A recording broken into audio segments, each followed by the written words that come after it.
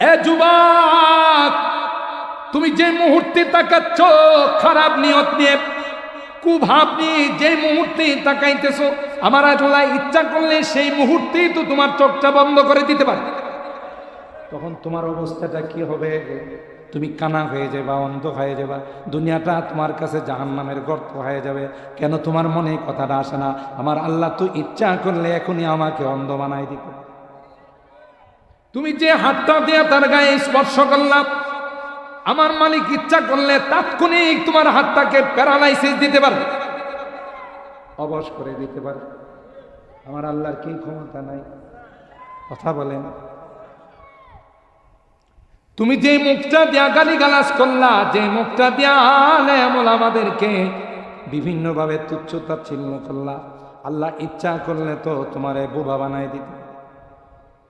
মালিকের এই ক্ষমতা আছে না? ওই ব্যক্তিটা বলবে, কালা রব্বি লিমা হাসারতানি আমা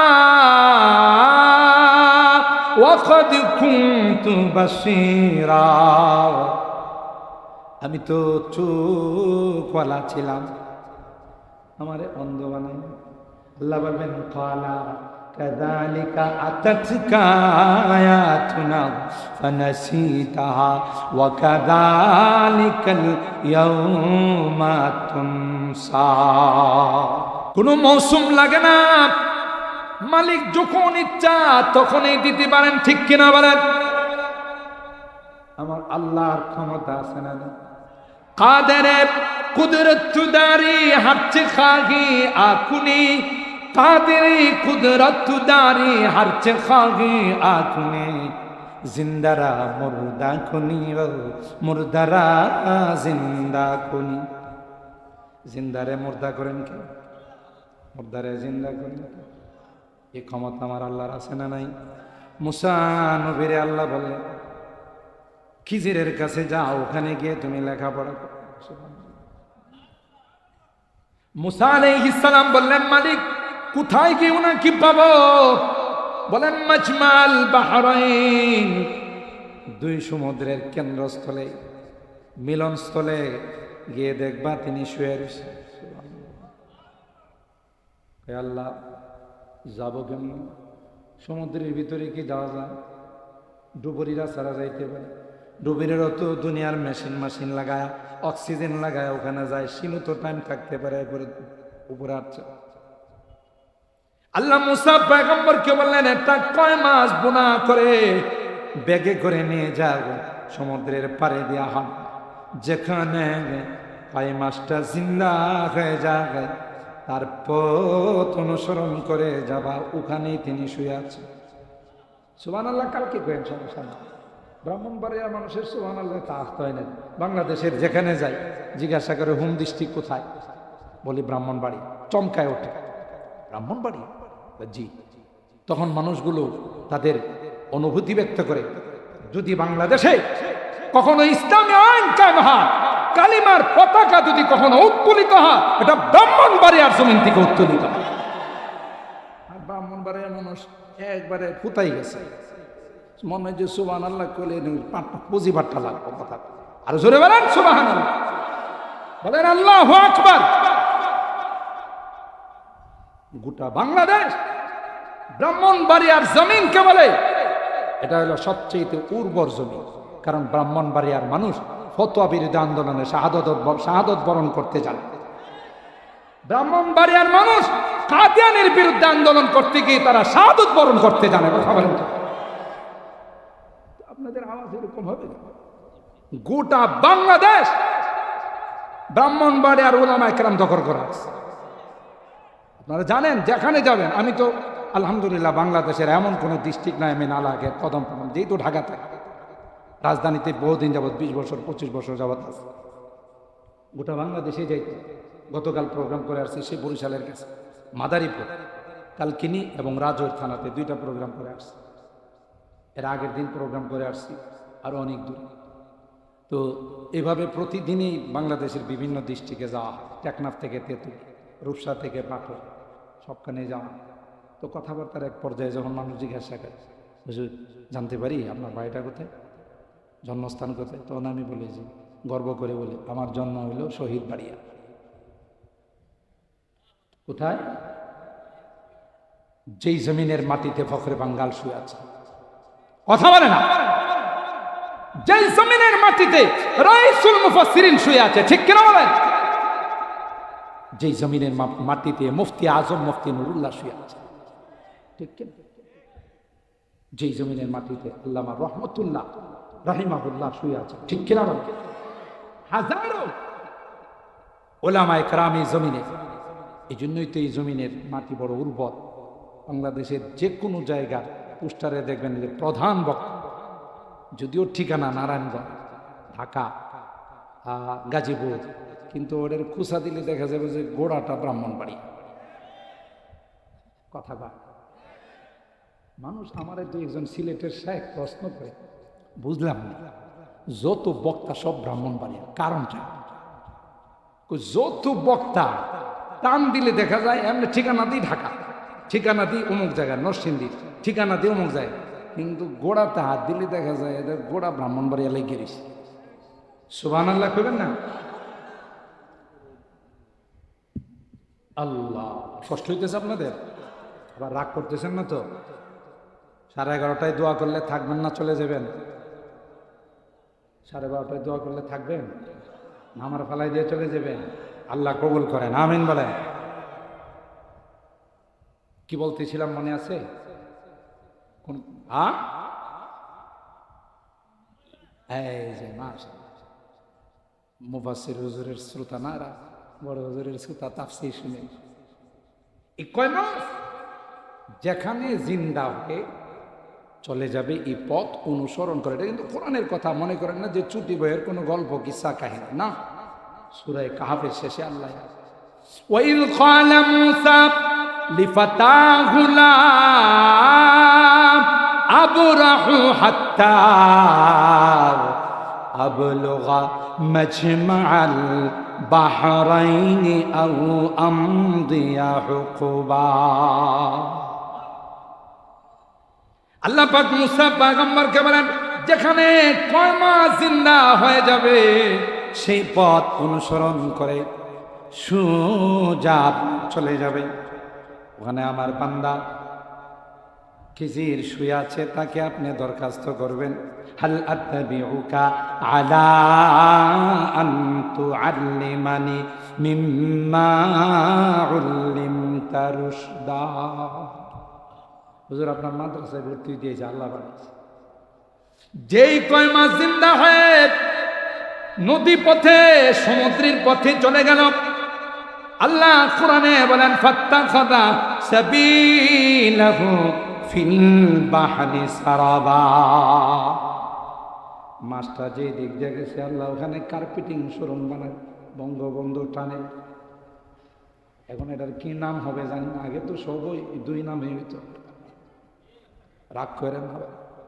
আগে যা হইতো, এই জন্য আমাদের দেশে একটা দল আছে আওয়ামী লীগের দল, বিএনপির দল, জাতীয় পার্টির দল, আর একটা দলের নাম আছে হাতুড়ি প্যারাগের দল। এরা যখন সরকার পাল্টায় শুধু হাতুড়ি আর প্যারাগ নিয়ে সাইনবোর্ড পাল্টায়, একটা পালায় আর একটা লাগা। কথা কন, এটা হাজ্জাজ বিন ইউসুফের থেকে শিখছে। মক্কার গভর্নর আব্দুল্লাহ ইবনে জুবাইর রাদিয়াল্লাহু তাআলা আনহু আল্লাহর নবীর মানসা মতো খানায়ে কাবা বানাইছে। আম্মা জান আয়েশা সিদ্দিকা বোনের ছেলে ভাগিনাকে ডাক দেয়া বলছে, তুমি তো মক্কার গভর্নর, আল্লাহর নবীর তামান্না ছিল খানায়ে কাবার 2টা দরওয়াজা থাকবে, দরওয়াজাগুলো চৌকাঠগুলো নিচে থাকবে, হাতিমে কাবা ভিতরে ঢুকে যাবে, হাতিমে কাবা বাহিরে থাকবে না। খানায়ে কাবার উত্তর পাশে যে প্রাচীরটা দেওয়া আছে এটা হাতিমে কাবা বলা হয়, এটা কিন্তু খানায়ে কাবার অংশ। এখানে যদি কেউ 2 রাকাত নামাজ পড়ে পয়গম্বর কয় সেজন্য খানায়ে কাবার ভিতরে 2 রাকাত নামাজ পড়ে। এই জন্য হজ উমরা যারা করতে যায় এরা ওখানে 2 রাকাত নামাজ পড়ার জন্য ধাক্কাধাক্কি করে। আম্মা জান আয়েশা সিদ্দিকা রাদিয়াল্লাহু তাআলা আনহা ভাগিনাকে ডাক দিয়ে বলল, ভাগিনা, নবীর আশা ছিল খানায়ে কাবা এইভাবে নবী সাজাবেন, খালাম্মা আপনি টেনশন করেন না, নবীর আসে আমি ক্ষমতায় আছি, এটা বাস্তবায়ন করব। ঠিক 2টা দরওয়াজা দিয়ে খানায় কাবা। এখন তো মুলতাজামে হাত দিতে গেলে আমরা লম্বা মানুষ তাও পায় না। আমার ভাই আব্দুল মতির সাহেব তো আমার থেকে লম্বা পায় না, ঠিক না? আল্লাহর হাবিবের ইচ্ছা ছিল 2টা গেট নিচে আসবে, 2টা হবে গেট। হাতিমে কাবা, কাবার ভিতরে ঢুকে যাবে।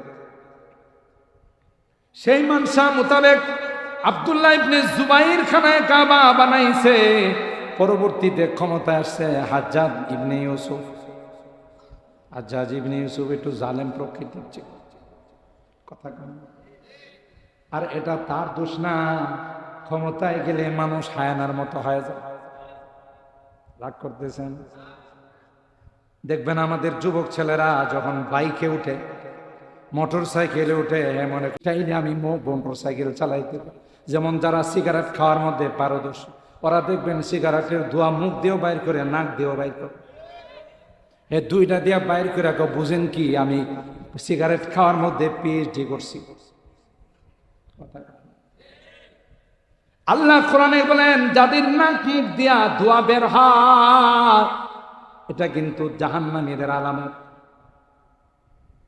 এখন যারা টানাটানি করে আর কই ওয়াজের তো লাইন বানানো, এখন তো আমাদের টানাটানির বিরুদ্ধে ওয়াজ শুরু করে দিচ্ছে, কথা কয় না। আবার যেগুলো একটু বেয়াদব টাইপের, এগুলো সিগারেট খায়া মুরব্বীদের নাক বরাবর ধোয়া ছাড়ে, বুঝাইতে চায় আমি কিন্তু সিগারেট খাওয়া শুরু করে দিছি, কথা কয় না রে যুবক, না সিগারেট খেও না। সিগারেটের প্যাকেটে লেখা থাকে, আগে লেখা ছিল ধূমপান স্বাস্থ্যের জন্য ক্ষতিকর, এখন কি লেখা থাকে? মৃত্যু ঘটায়। তাহলে তুমি জেনে শুনে একটা মৃত্যুর জিনিস খাইতেছো, অথচ কোরআনে আল্লাহ কয় ওয়ালা তুলকু বিআইদিকুম ইলা তাহালুকা, তুমি নিজে নিজে নিজেকে ধ্বংসের পথে ঠেলে দিও না। যারা সিগারেট খায় অধিকাংশ তারা ক্যান্সারে আক্রান্ত হয়। রাগ করতেছেন? আল্লাহর হস্তে ছাইরা দিয়েন। সিগারেট খাওয়ার কারণে মুখের থেকে যে ইনটেক দুর্গন্ধ বাইরা, এই দুর্গন্ধ কিন্তু যারা খায় না এরা বরদাস্ত করতে পারে না। আমার কথাই বলি, জীবনে কোনোদিন টান দেই না। সিগারেটের ধোঁয়া আমার নাকে লাগলে সাথে সাথে বমি শুরু হয়। আরেকজনকে কষ্ট দেওয়ার অধিকার আপনাকে দেওয়া হয় না। ফতোয়া বিভাগের মধ্যে একটা কিতাব পড়ানো হয় আল আসবা ওয়ান নাযায়ের। এই কিতাবের মধ্যে মুসান্নিফ একটা উসুল লিখছে, লেখক লা দরারা ওয়ালা দরারা, নিজের ক্ষতি করারও তোমার অধিকার না, আরেকজনের ক্ষতি করার অধিকার দেওয়া হয় না। তোমার বডিটা তুমি নষ্ট করবা, আল্লাহর কাছে জবাব দিতে হবে, কারণ এই বডির মালিক তুমি না, এই বডির মালিক হলেন কে? ये अमानत चंद रोजे नज़्द मास, ये अमानत चंद रोजे नज़्द मास, दर हकीकत मालिक हर शै खुदा। এই জন্য তো মানুষের কোনো অঙ্গ বিক্রি করা যায় না। ওলামায়ে কেরামদেরকে মুফতি মুবারকুল্লাহ সাহেব জিজ্ঞাসা করে দিন, ঢাকা থেকে মৌলভী এসেছিল, কয়ে গেছে মানুষের অঙ্গ বিক্রি করা যায়। আজাউল ইনসান মুহতারামা, আর এটা আপনি বিক্রি করবেন তো নিজের জিনিস বিক্রি করা যায়, আরেকজনের জিনিস বিক্রি করা যায়। এই বডির মালিক কে? জোরে বলতে হবে কে?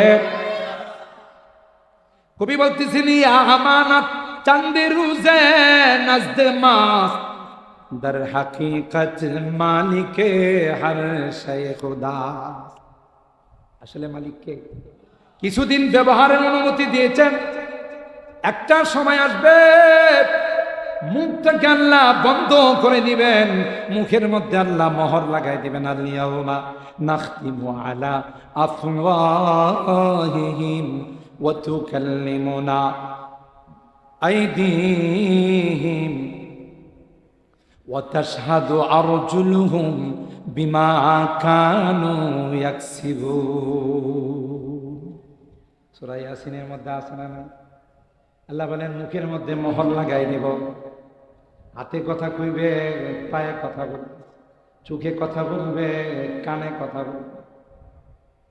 আল্লাহ আমার দ্বারা বেগানা নারীকে 14 তারিখে স্পর্শ করছে। 14 তারিখ বুঝিনি গেল 14 তারিখ।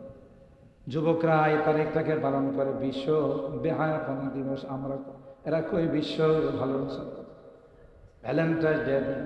আর এই দিনে বান্ধবীদেরকে নিয়ে ঘুরতে যায়। আমরা ওলামায়ে কেরাম বলে এটা একটা আস্থা বেহায়াপনা দিবস। কথা ভালো।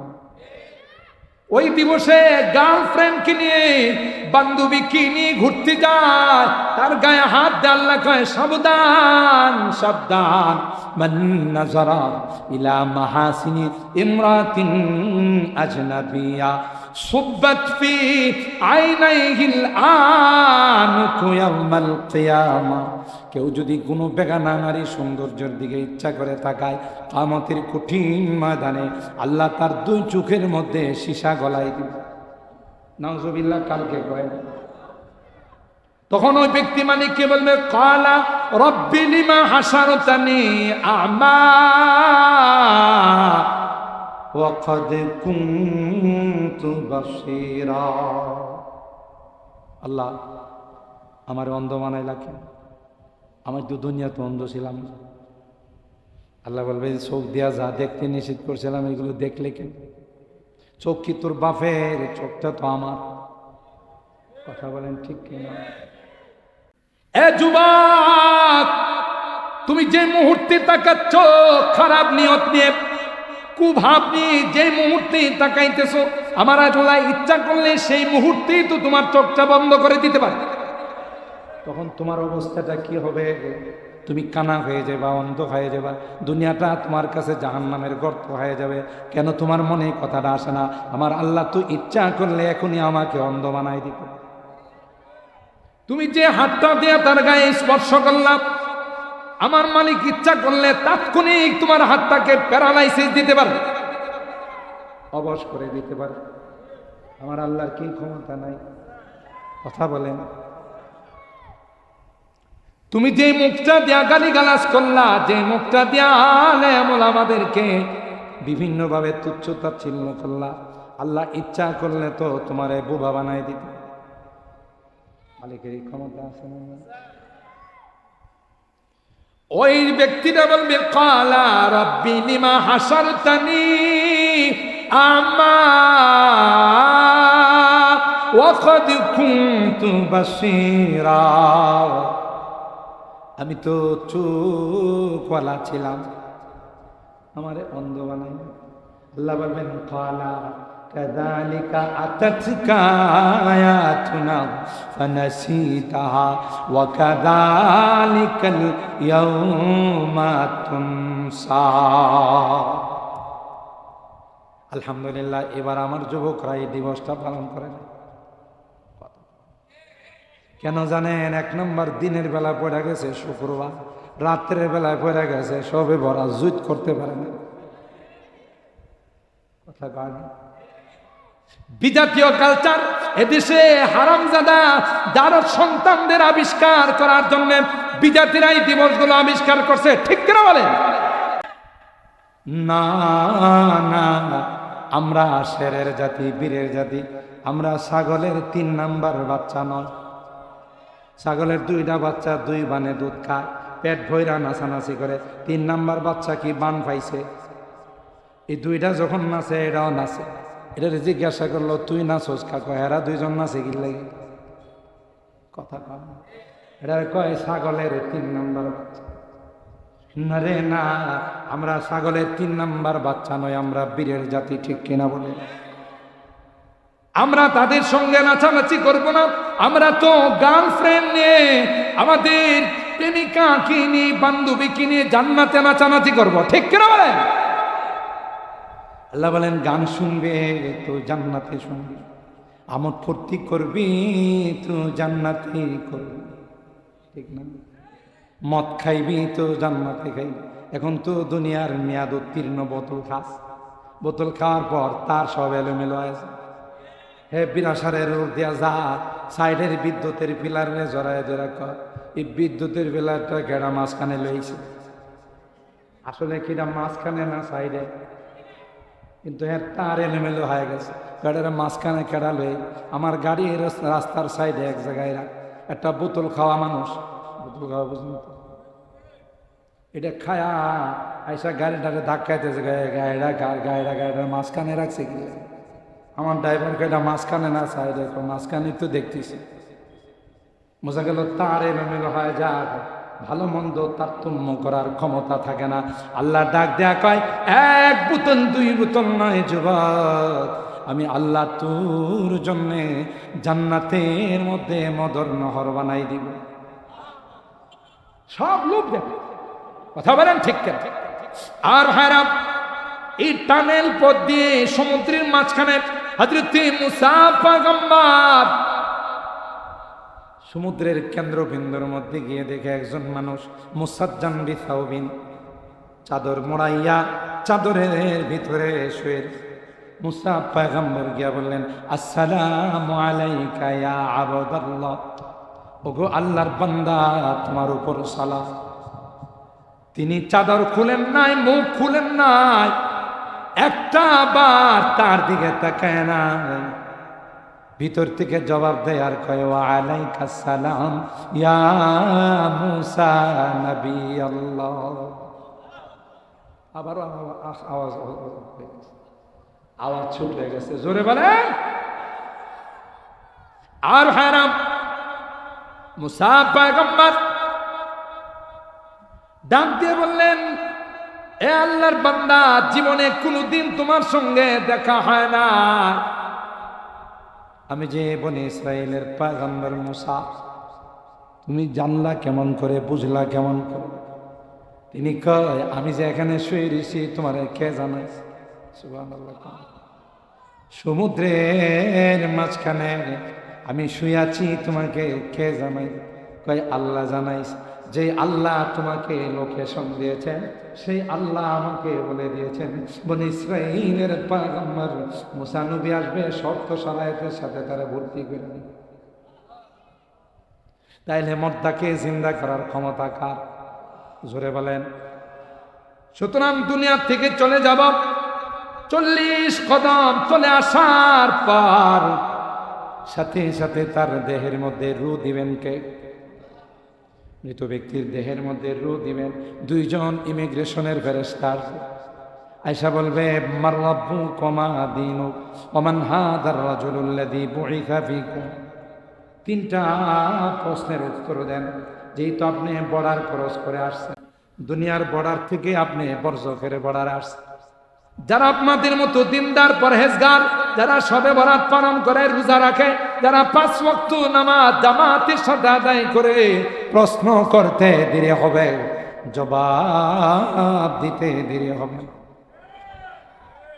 রব্বি আল্লাহ, আমার রব বলেন আল্লাহ, আমার ধর্মের নাম হলো ইসলাম, আর যাকে দেখা যায় তিনি হলেন আমার প্যারা নবী, বিশ্ব নবী, রহমতে আলম, হযরতে মুহাম্মদুর রাসূলুল্লাহ সাল্লাল্লাহু আলাইহি।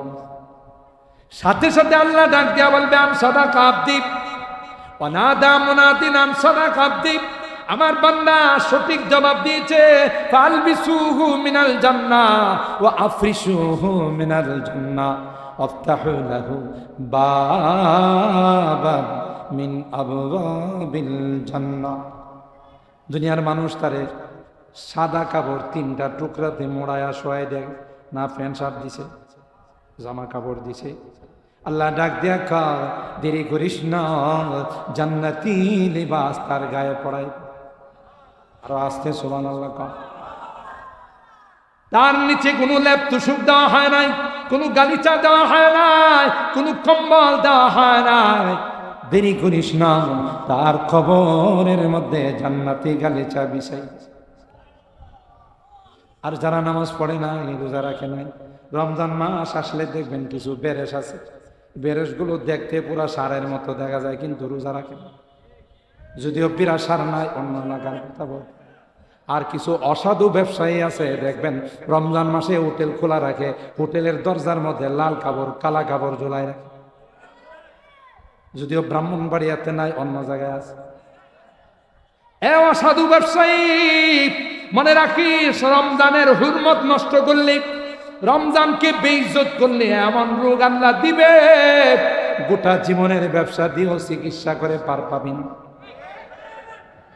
আর যে সারগুলো ভিতরে ঢুইকা ঢুইকা খায়, খাওয়ার পরে টিস্যু দিয়া এমন মুসা মুছে দেখলে মনে হবে আপনি তো একদিন রোজা রাখছেন, 2 বছর ধরে রোজা রাখতেছেন। বাটফার কোথাকার কথা বলেন ঠিক কিনা? সিটার কোথাকার, একটা মাস আল্লাহ রোজার কথা বলছেন, সিয়াম সাধনার করছে, আর 2 মাস রোজা রাখিস না। আর দরকার আছে তোর গায়ে শক্তির দরকার আছে, গোস্ত বেশি বেশি দরকার আছে, কারণ কবরে রাখার পর সাপ বিচ্ছু কামড়াইবে, সাপ বিচ্ছু কামড়ায় যদি হাড্ডি মুখে পড়ে তাইলে তো মজা পাবে না, কিছু গোস্ত পাইলে মজা পাইবে। কথা কয় না? এ নাদান, রোজা কোনদিন কাজা করবি না। এই রোজা সুপারিশ করে তোকে আল্লাহর জান্নাতে নিয়ে যাবে, ঠিক কিনা বলেন? এই সকল বদকার যারা হবে নামাজ পড়ে নাই, মসজিদে যায় না, হের ছাগলটা মসজিদের মধ্যে ঢুকছে, খাদেম সাহেব কই ভাই ছাগলটা একটু দিকে শুনে রাখেন, আজকে কিন্তু মসজিদে ঢুকে গেছে। খাদেম সাহেবের মাথায় হাত দেয়া কই হুজুর মনে কিছু নিয়েন না, এটা তো হাইওয়ান জানোয়ার, বোঝে না, আমারে কোনোদিন মসজিদে দেখছেন? হ্যাঁ বুঝে, এই জন্য হ্যাঁ মসজিদে যায় না, ছাগলটা বুঝে না দিকে মসজিদে। এরকম আছে না নাই? বৎকার হয়ে গেছে, ফেরেশতারা আসবে তার রূহ নেওয়ার জন্য, ভয়ঙ্কর আকৃতি ভয়ঙ্কর দৃশ্য নিয়ে আসবে। দেখার পরে ছোটাছুটি শুরু করবে, মাথায় যাবে, পায়ে যাবে, শরীরে ছোটাছুটি করবে, ডাক দিবে ইয়া আইয়াতুহান নাফসুল খাবিসা উসখুতি ইরজিই ইলা রাব্বিকি সাখিতাতাম মাসখুতা। তোর রব তোর উপর অসন্তোষ, বাড়াল দিবে, কথা কায় না, কুটুনি দিবে, বাহির হতে চায় না। তাইলে যেইভাবে জিন্দিগি বানাবেন সেইভাবে কবরের জিন্দিগি বানবে, ঠিক কিনা বলেন? তাইলে নেককার আল্লাহ বলেন কুল্লু নাফসিন যায়িকাতুল মাউত, প্রত্যেকটা প্রাণীকে মৃত্যুর পেয়ালা পান করতে হবে। ফামান যুহজিহা আনিন নার ওয়া উদখিলাল জান্নাতা, যারা দুনিয়ার জিন্দেগিটা দিয়ে জান্নাত কামাইছে, জাহান্নাম থেকে মুক্তি অর্জন করেছে, আল্লাহ ডাক দিয়া কয় ওয়াদা ফাকাদ ফাজ ওয়ামাল হায়াতুদ দুনিয়া ইল্লা মাতাউল গুরুর। দুনিয়ার হায়াতটা একটা হলো ধোঁকার হায়াত, কথা বলেন ঠিক না? ঠিক। দুনিয়ার এই হায়াত চলে গেলে দ্বিতীয়বার কি আর হায়াত পাওয়া যাবে? দ্বিতীয়বার আসার কোনো চান্স, সুযোগ? বলে ये लुत्फ जिंदगी में बार बार आया नहीं करते, ये लुत्फ जिंदगी में बार बार आया नहीं करते, बार बार आया नहीं करते।